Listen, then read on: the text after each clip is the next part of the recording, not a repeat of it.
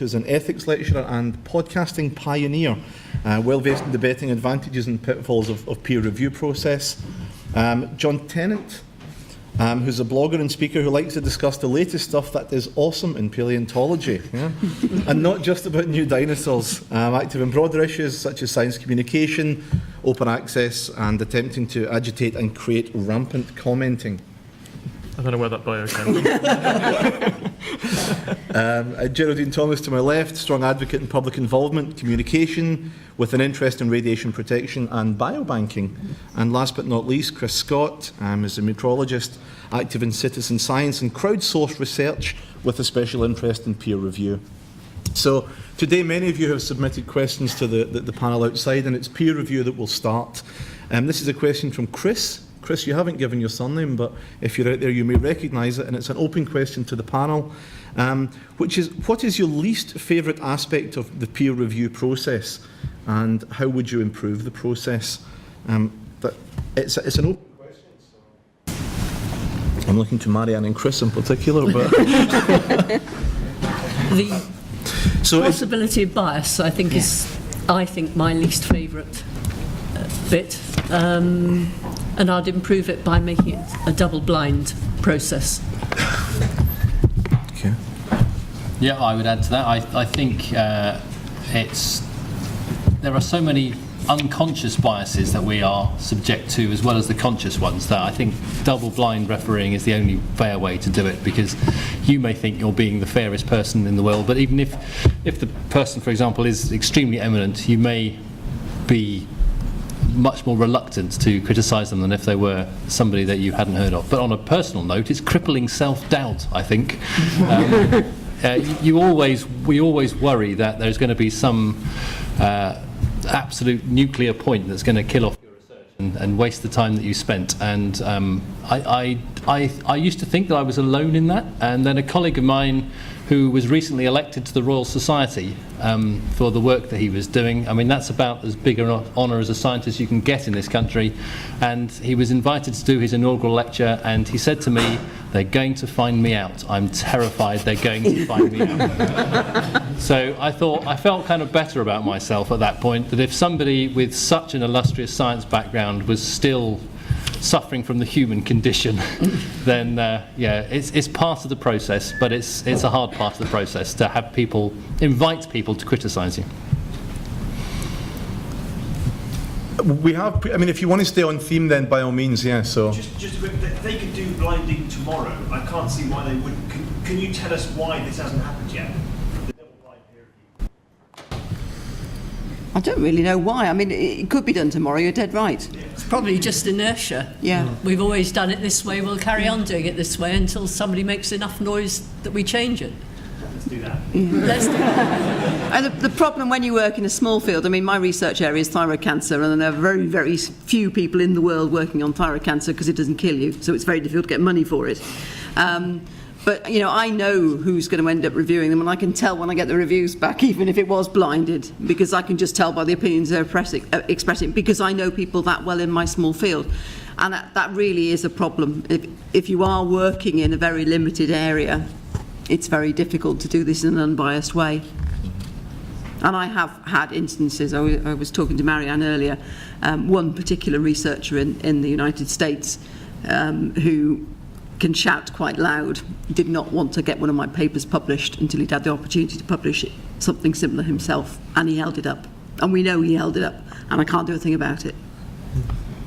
That happened to me in my first paper. The referees held it up for 18 months so that they could get a paper out on the same subject. That was a pretty brutal introduction to science publishing from a new PhD student, but that's what happened. And I now can look back on that and think, that wasn't pretty very good, was it? But I just kind of thought that was par for the course at the time. Mind you, it can work the other way, because I did get him back, because there was another paper that I was involved on that I knew he was about to publish, so my God, did I work fast on that one to get it out before he did, and we did it with about a month to spare. Yes! Marianne will stay away from the ethical side of that. Okay. It's perhaps a bit. Two wrongs. Just to comment on the double blind thing. So 12 of the Nature publication group journals have recently switched to double blind for a trial. So things are certainly changing. Peer review is exploding at the moment. So it's pretty good. Actually, I'll deviate from peer review and come back to it, but it's really a question based on something that Chris said here in terms of eminent people in the field. And the question is really asking about how you can have your voice heard against the so-called big names and those that are perhaps better known in the field, especially when you're at the beginning of your career. Is there obviously there's one model to my left here that's been proposed, but is there a recommendation in terms of standing up against these people and having your voice heard? No, No. I don't think. One of my papers was criticised quite publicly by a very big name in America, who was, past retirement but was still agitating at meetings. And he published a reply in which he criticised the statistics we'd used and then used some very basic statistics were clearly inadequate. And it was been very easy to write a refutation, and an American colleague of mine said, don't do it. He can make your life a misery. Yeah. And so we just let that sit in the literature so that people could make up their own minds, basically, because anybody who knew about statistics could see that what he was proposing was not as sophisticated as what we had done. But yeah, that was a personal example for me where it was I was advised not to pursue it, so I didn't. My answer to that question would be just do good science. Yeah. I mean, don't put your energy into PR even for yourself. PR is not what you're here for. Science is what you're here for. And Sure. if your science is good enough, you will be published. I hope. Yeah, I mean, you have to learn. You have to learn when to step back from a battle that is not going to benefit you by trying to win it. It may do you more harm than good.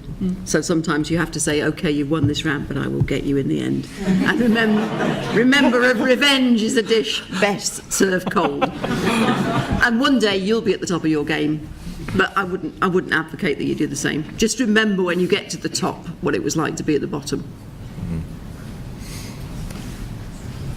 Or perhaps then we can follow up in that area. Is there anything that generally we can do to promote better science reporting or to promote good science reporting?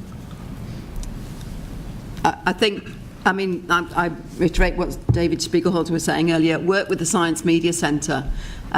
When Fukushima happened, they'd never heard of me. I didn't even know Robin Grimes existed. I didn't even know there was a Centre for Nuclear Engineering, and that's how bad the communication is in Imperial. So, if you work with people who you can trust, and it does take quite a lot of energy to get out there and talk to the media and a lot of confidence. But when you do it, it's worthwhile. But if you can do it through an intermediary like the Science Media Centre, who have your back and actually want to make sure good science gets out there, they're just as keen. They will not produce a biased report. It has to represent the feeling across the patch in science, but they will help you to get your message across. And we don't write good journalist articles. We're not trained to do that. And if we did, they wouldn't get published in the scientific literature. But they will help you put your messages across, but they're also aware of the fact you do have to be careful of how you report and how the words are going to be twisted by journalists. So they will help you in doing that. So that's what I'd advise you to do. And I'd add to that sense about science as Yeah, well as absolutely. the Science Media Centre. And personally, I've been involved in citizen science projects where you get volunteers from the public to help with our data analysis. And I think the powerful thing about that is that a large section of society gets to see that gets to participate in the data analysis and gets to see what you're doing. And I think that would be very powerful for things such as contentious issues that aren't contentious scientifically but are contentious in the media, is to get the public helping you with your analysis, because in that way you have a large cohort of knowledgeable people who are aware when they're being served material that is biased in the media. If you give people an understanding of how those conclusions were arrived at, then they themselves can. My self-policing sounds a bit like a police state, but you know what I mean. There's enough people out there who understand the details of the process that there's a general misunderstanding fueled by poor reporting can't really build up any head of steam, really. The other thing I would say as well is they don't hang around and wait for things. So if you want to get your voice heard, you need to respond to emails quickly, make yourself available. And that can be difficult if you've got a full-time job to do as well.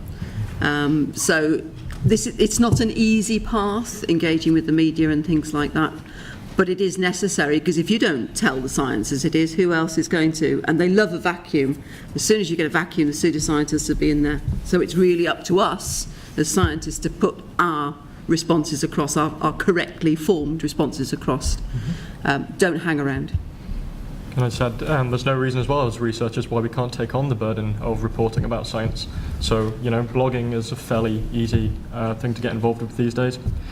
Guardian Science have an amazing network of active researchers who all cover a variety of current topics, and there's no reason why scientists themselves can't actually, not only engage with the media in a better way, but take on some of that responsibility themselves. Okay, thank you very much. I'm torn on which direction to go, but I think someone mentioned time constraints here, I think, and that's something that's important. The first directed question is to Marianne from someone anonymous, but it's okay. The question relates to the burdens of not being critical during the process of peer review, particularly if you're overworked. Could you comment on that? I think the questioner must be thinking about the idea that if you feel that you're under time pressure and you haven't put enough energy into reading the stuff properly, it becomes quite difficult to be critical. Sometimes you read a paper and it's so obviously nonsense, you won't have put much time into it, but you can say with confidence this is rubbish, but that doesn't happen very often. But if you haven't put time in, you're much less likely to be critical, aren't you? Or at least I am. Yeah, absolutely. I think it's easier not to be critical. Yes. Has that answered the question? I'm not sure it has, but I'm not sure. I perhaps interpret that as the legacy as well, so of releasing material into the peer-reviewed literature that hasn't effectively gone through peer review. So it maybe ties in also with promoting good science reporting. Is there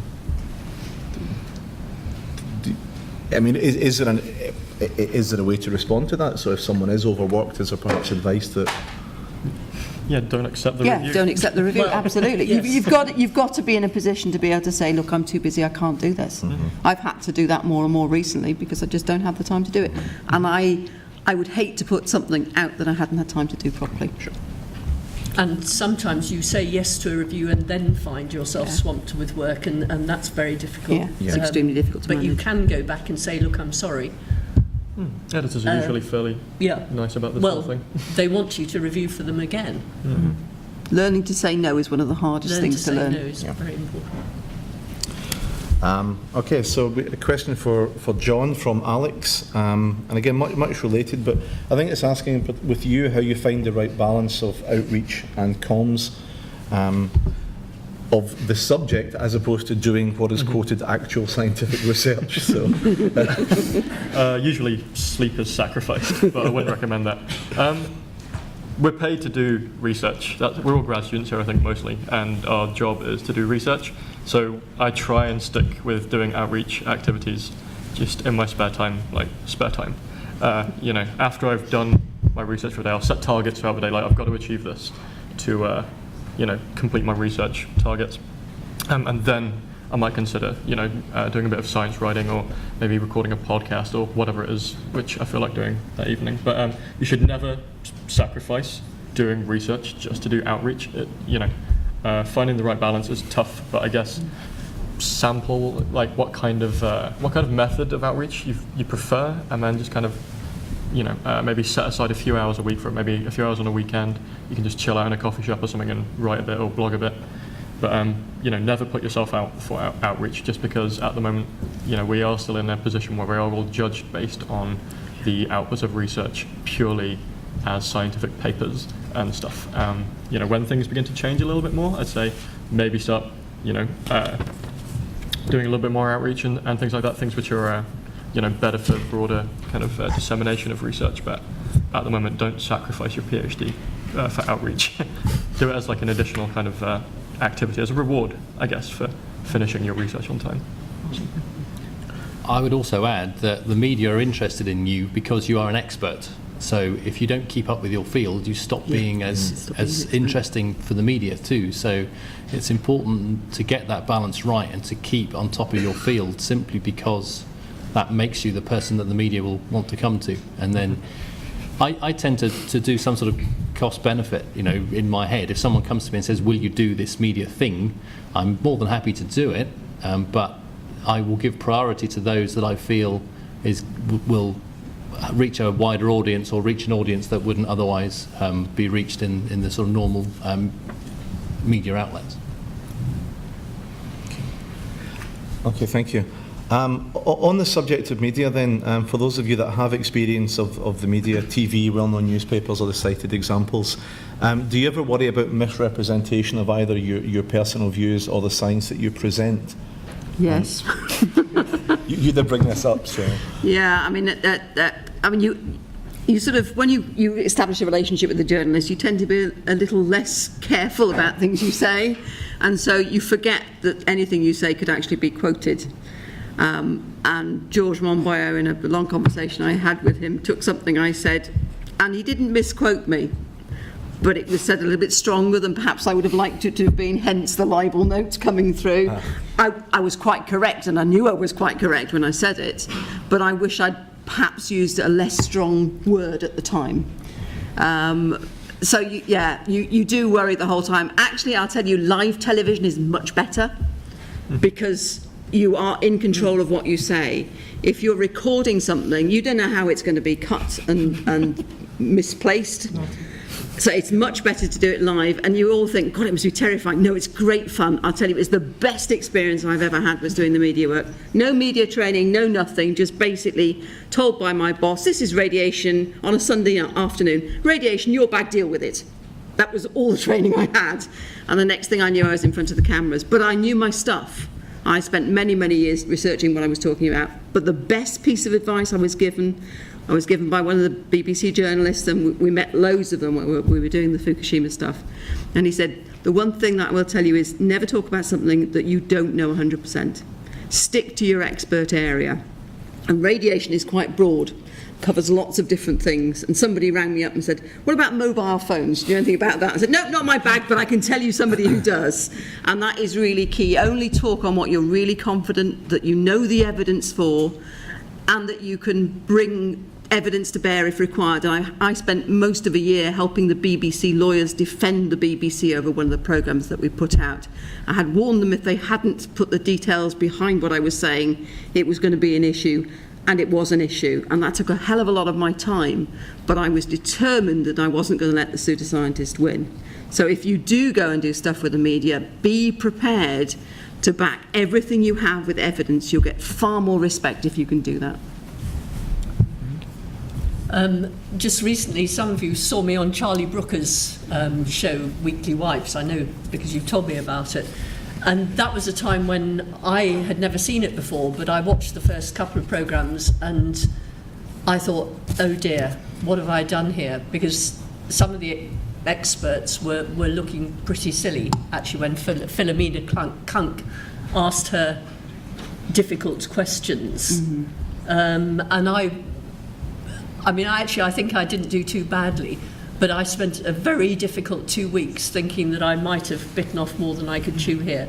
And I think if somebody asks you to take part in a satirical show, I think it's particularly the case that you need to know what you're talking about. I agree with you about live stuff. Yeah. Much easier. As long as you can hear yourself speaking rubbish at the moment when you're speaking. And you can say something about it. Yeah. Yeah, so a colleague of mine, who again will remain nameless, was asked to do a documentary about the perils of solar activity and its effect on the planet. And he would produce his standard explanation with all the caveats involved, and because it wasn't live, they got him to repeat it again and again and again and again and again. And could you just make that briefer? Could you just make that shorter? We want it more concise. And one by one, they made him drop his caveats until he said, it could be the end of civilization as we know it. And of course that's what they used, and that was a very important lesson, I think. And so live TV is great, yeah, because you always have the ability to be in control about what you say, and you might not say it in the most eloquent way that the journalist would like, but you can at least defend what you've said because no one's had the chance to edit you. But I've not really felt in all the media work that I've done that anyone was ever trying to misrepresent me. I think a lot of people who are involved in science programming are intent on making a good program, and I think you're maybe it's because I don't work in such a contentious area. I don't know, space science is something that people think is interesting, and so they want to just talk about space science. And so if they do misrepresent you, it's usually by exaggerating it a bit for dramatic effect, and you get ribbed by your peers for being associated with something which isn't technically correct, but it isn't something that is so embarrassing that I felt the need to go and hide for a week or anything like that. Okay, so the question from Vadim, and really a bit more generic, but perhaps some comments if we can have those from across the panel, please. So it begins by asking generally what makes a good scientist, and if we are defining those qualities, which are quantifiable. So HIndex is cited as the example there.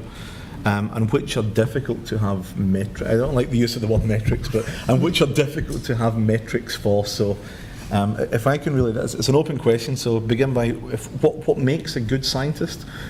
Do we have a list of qualities or virtues, and which are quantifiable?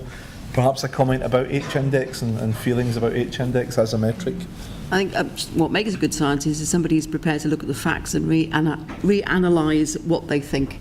I think and I've met plenty of scientists like this who have a hypothesis and stick to that hypothesis no matter what is thrown against it. That's not good science, and you shouldn't be you aren't a scientist if you do that. You have to be prepared to say, right, I think this now, but there is an alternative hypothesis. How do I devise an experiment that enables me to say that hypothesis is not right? And I think if you go through that process all the way through your scientific career, that makes you a good scientist. And sometimes you have to admit, I was wrong. Yeah, I was going to say science is about finding the truth. It's not about winning an argument. And I think that's what you can get drawn into with the media, because a lot of people who work in the media are trying to win an argument, and that's different. Debating is different from finding the truth. And you can be seen to be winning an argument on television, and you don't necessarily have to have all the facts at hand. You just need to be quite clever with your wordplay to make the other person look like they're not as don't have a deeper understanding as you.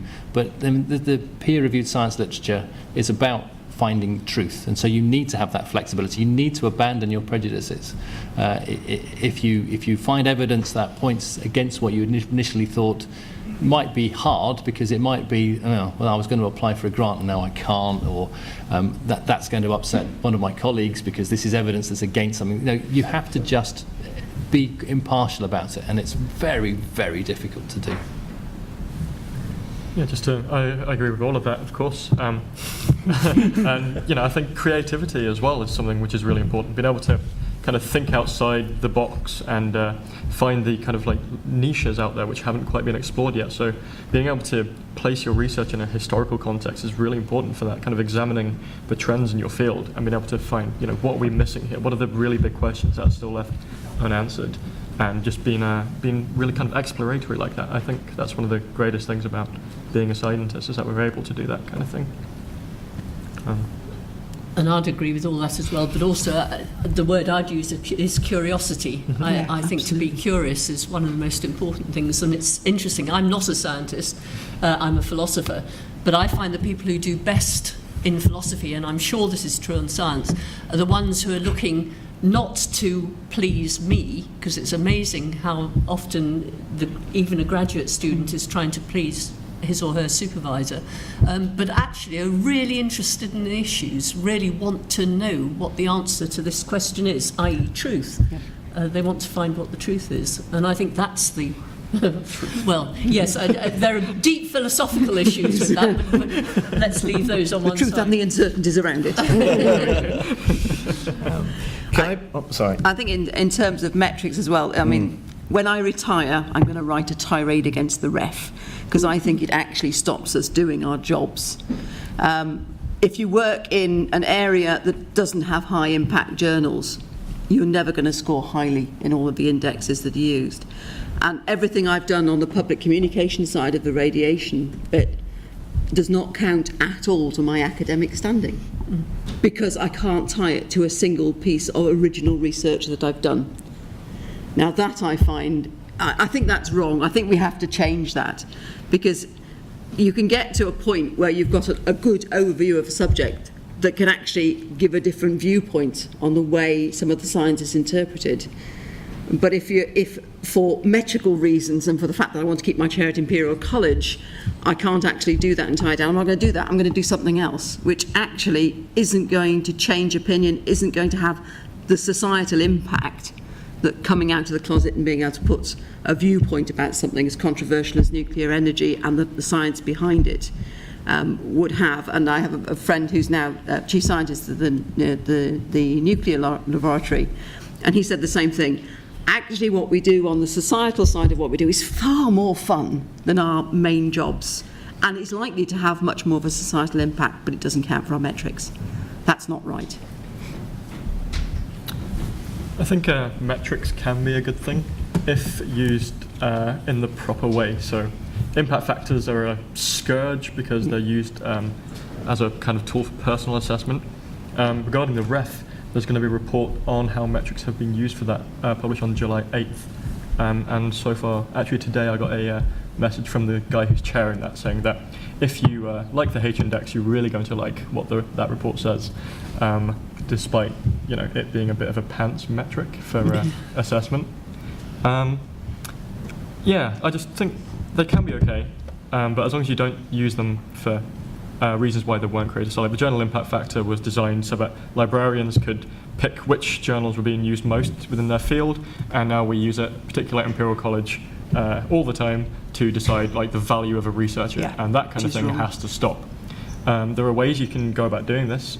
Personally, you can have a San Francisco Declaration on Research Assessment, which states that you, will, on a personal level, will never ever use inappropriate metrics as a form of assessment. I'm actually going to write a letter to the Dean to encourage him to sign it here on behalf of Imperial College, because UCL have, and I'd like to see them rise to a challenge there. Good, if UCL have done it, then chances are they will. That's what I'm going to use.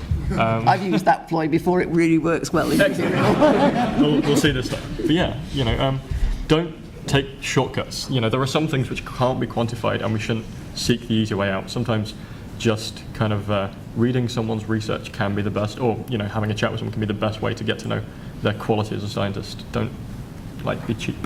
I guess I'd say with metrics. Okay.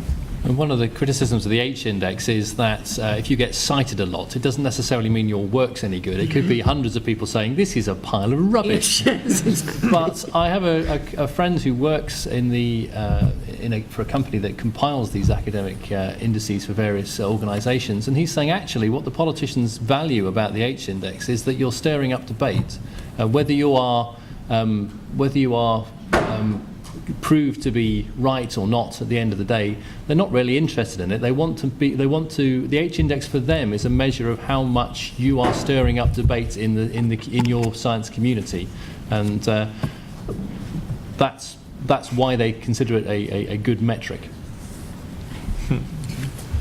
I still have a few questions to get through, but we have 5 minutes left. It's a good opportunity to invite questions from the floor if the discussion has prompted any of those. Or not. Okay. They're all looking forward to their wine after this. It's 5 minutes till wine, yes. During Marianne's talk, you mentioned archive. I was wondering what the rest of the panel thought about archive, because obviously you've got fields like high energy physics where they actually don't publish in any of the well-known journals, they only put things in archive. So, I mean, you've got a really reputable field of science that deems it fit enough for its research. So I was wondering what everyone else thought about making everything open, and then sort of the community judging itself. I guess. So, does everyone know what the archive is? It's a kind of preprint repository which you use to pop articles on before you submit them for formal peer review to traditional journals. The thing which I like most about Archive, despite it being focused mostly on computer science, physics, and maths, is that it only costs, on average, $7 to publish a paper on there. And when you consider that peer review is essentially done as a free slave labour process by academics for publishers, and when you see the exorbitant profits which publishers and stuff are making, you're just like, okay, if I can publish for $7 and pretty much get exactly the same thing done, why aren't we managing the peer review process instead of publishers and just telling them all to fuck off because they're just parasites?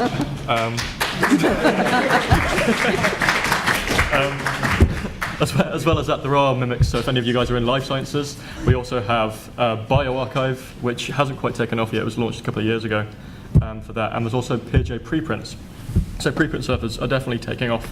There are some journals which still don't allow submission of a preprint if you're going to submit to them subsequently, but you can check all of these things using the Sherpa Romeo tool, which if you Google Imperial College has details all about how to use that.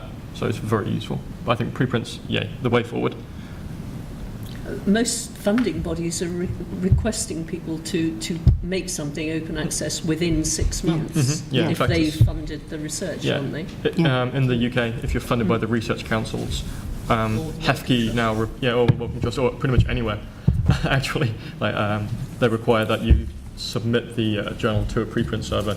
Imperial College has one called Spiral.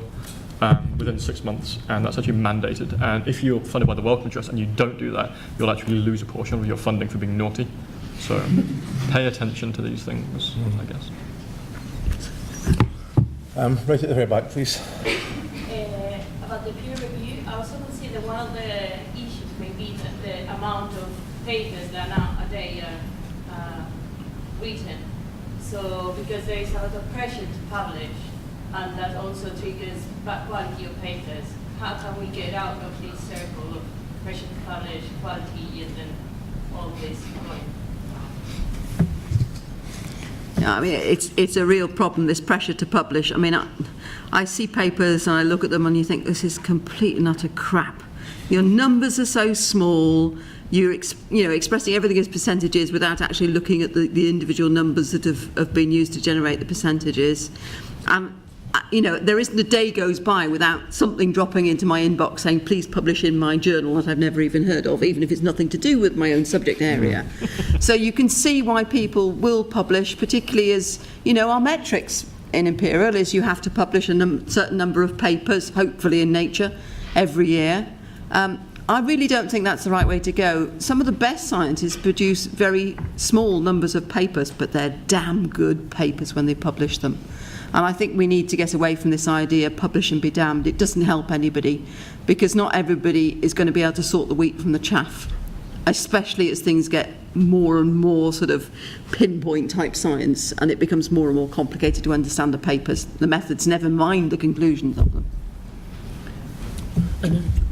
Just another downside of that is how many of you have read a paper by somebody and thought, this is good, looked out the rest of his papers, or her papers, read another one, and it's virtually exactly the same. Oh, yes. Yeah.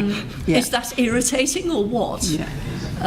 But this is, an early career researcher probably trying to get the most publications, and you can't really blame them. No, absolutely. The whole procedure is driving you to it, and it's a waste of your time. Wasting people's time, exactly. Yeah.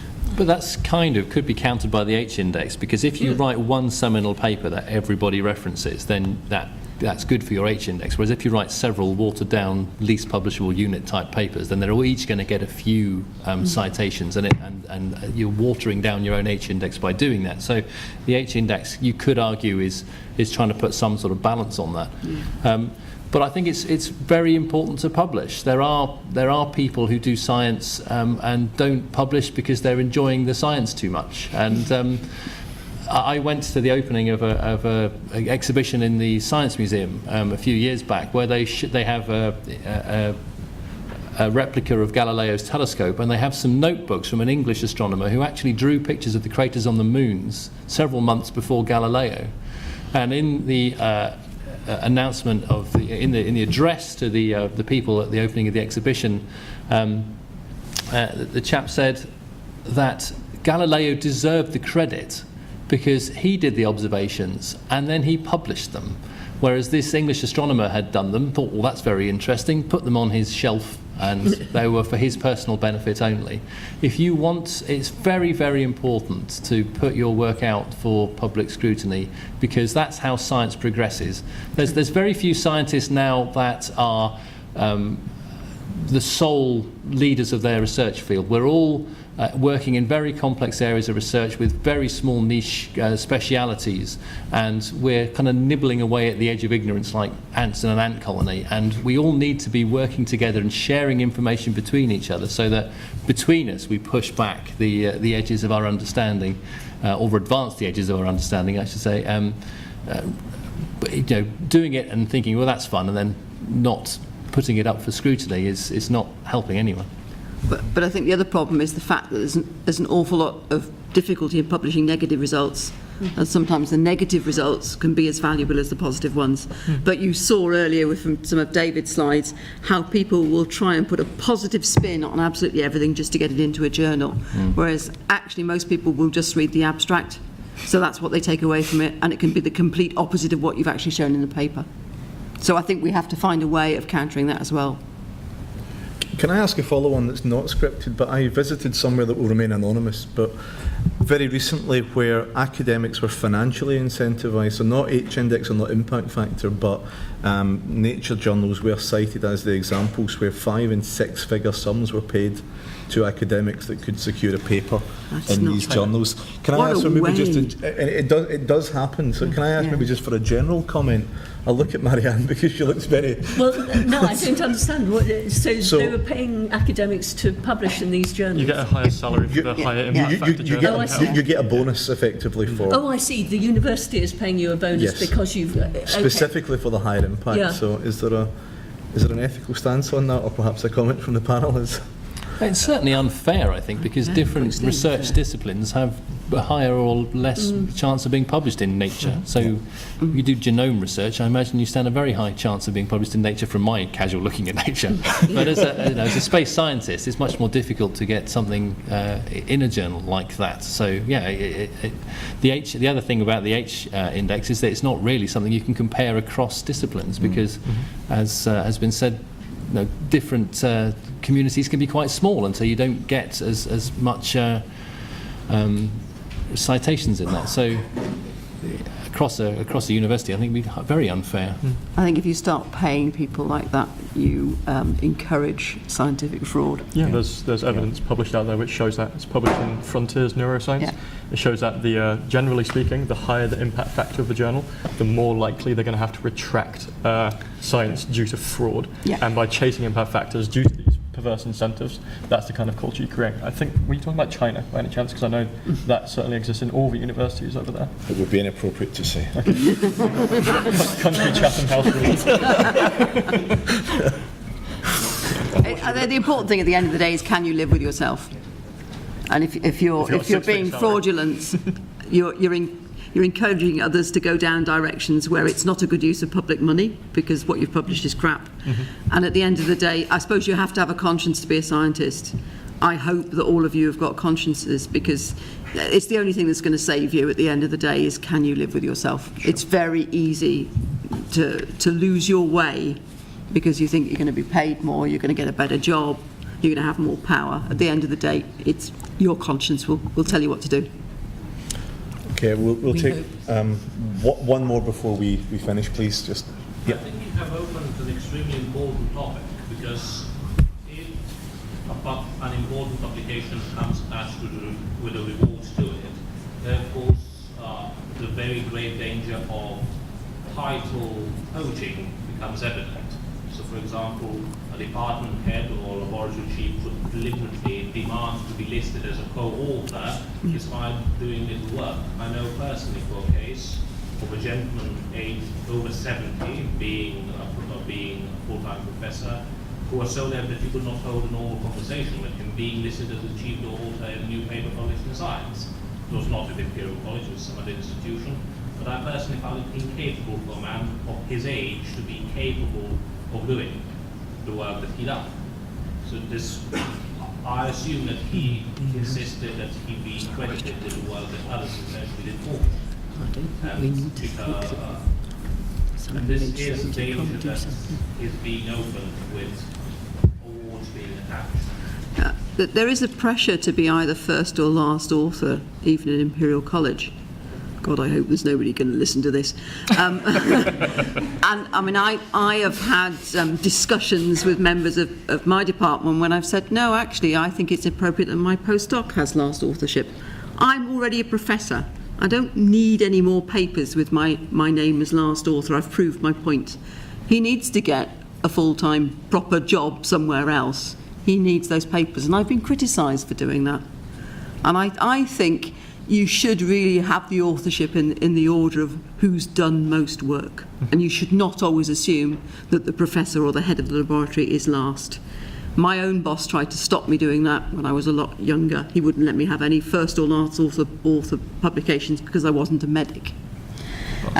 You know, I hope we've got past that now, but I'm sure it still exists in some places. Mm-hmm. Definitely. How are we for wine time? I'm looking at the organisers here. Oh, There's a question up there. no, no one will blame you for holding us back from wine. So if you have a burning question, please. No, nobody's taping this. No, it's not going out public. Don't worry. No one's recording this, and there's no one else in the room just yet. So So I just wondered, so it seems to be quite a lot of general agreement as to what the problem is and where the practice comes from. And I just wondered if you could say something about what we can do to ameliorate change in that, particularly in current issues. I mean, I think you need to fight your corner. If you feel you have done the major part of the work, or you know it was all your idea, I think you need to fight for first or last authorship. Again, I think the ref is partly to blame for that. Yeah, I'm a biobanker. Without the samples that the biobanks that I organise, and I spend a lot of time doing that, provide the samples, there would be no science. But I will always be in the middle because I'm not the one at the bench carrying it out. And I think we need to get away from this, you know, it matters where your name is on the list. It's what you've actually put in. It's the intellectual input you've had into that. I advise people on how to set up their studies and things like that. I don't actually care where my name is. I don't even care if I've never published another paper again, providing Imperial still keeps paying me. But you know, I've gone through that stage. What I want is good science published, and I want young people to have the opportunity to get where I've got. If it's interesting, actually, if you talk to quite a few of the female professors, particularly in Imperial, we'll sit there going, are they going to notice we're not very bright yet? Because you suddenly start feeling, well, these guys are so much brighter than I am. They should be taking the credit. So I really think we need to get away from this idea. It's a community project, producing a paper these days. It is not something you do on your own. Those days in science have gone. None of us have the expertise to be a bioinformatician, to be able to go and source the samples, to be able to extract the DNA, to do everything else with it. And we need to get away from this idea that, you know, first and last is all that matters. It isn't. We have to solve this somehow. I don't know how we do it with the ref, but you know, we were even told this last ref, if there's a large number of people on the paper and you're in the middle, that will work against you. Well, where's this idea of being able to do things in the community? And if you're doing a clinical trial, vast numbers of people are involved. And in fact, the people who actually do most of the work with the research nurses never get their names anywhere near the paper. It's all wrong. But how do you resolve that? How do you fix it? Yeah. I don't know, how do we fix it? I suppose actually looking at the impact and maybe at the paper as a citation, but giving reasonable, you know, a coverage across the board of the list of names. Or you do what some of the journals are now saying, what did you do for this paper? Who made the tea? Who put the sugar in it? And who actually did the work? Yeah, exactly. And I think that's a way, if you start looking at, but you have to be careful when you're writing the papers, and this is something we're not very good at, is when you look at what goes into the journal with the list of who's done what, you make sure what is on there about you is accurate. Don't forget to read it, because it will come back and bite you if you do. So I think that's a much fairer way of doing it. Most papers are going to be multi-author, multi-centre as well. And if we start criticising and causing problems with the metrics so that those become papers that we don't want to publish, we're actually shooting ourselves in the foot. Sure. I think also most journals don't actually have an author contribution section, so if they don't, make sure you've put one into your manuscript before you submit it. Yeah. I think it's probably more in the biology. I mean, most of the clinical sectors now you do have to state. I'm a bit far away from that. Yeah. Okay, well, I think it's we're slightly running over, but the discussions have been excellent, so perhaps if you could join me in thanking the members of the panel once again.